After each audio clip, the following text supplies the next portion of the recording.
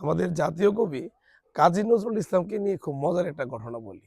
ঘটনাটা হলো, উনি তো ওনার জীবনে অনেকবারই জেল খাটছেন। তো এমন অবস্থায় একবার উনি জেলে থাকা অবস্থায় ইংরেজ এক সাহেব আসলেন ওনাকে দেখার জন্য। তো আয়সা পুলিশকে বললেন, কোথায় কাজী? কাজীকে বের করো তো দেখি, ওনাকে অনেক বড় বিদ্রোহী হয়ে গেছে, আমি ওকে দেখতে চাই। পুলিশ কাজী নজরুল ইসলামকে নিয়ে আসলেন। নিয়ে আসার পরে ইংরেজি সাহেব একটু টিটকারি মস্করা ভাবে বললো আর কি, তুমিই কাজী? দেখার পরে বলল, যাও ওকে নিয়ে যাও, জেলে জেলে নিয়ে যাও।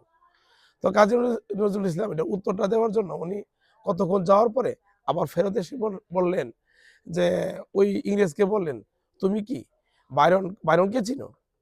পরে সে বললো, হাসি দিয়ে বললো, বাইরন কে না চিনবে, সে ইংরেজি বড় কবি। তখন কাজী নজরুল ইসলাম তাকে আবার প্রশ্ন করলেন, তুমি কি বাইরনের আমলে তোমাদের শাসক কে ছিল তাকে চিনো? পরে সে বলল, না তো, খেয়াল নাই তো। এটাই, শাসককে কয় মনে রাখে, কবিকে কিন্তু সবাই মনে রাখে। এটুকু বলে কাজী নজরুল ইসলাম চলে গেলেন। এখন বলো তো, কি একটা মার দিয়ে দিল ইংরেজকে কাজী নজরুল ইসলাম?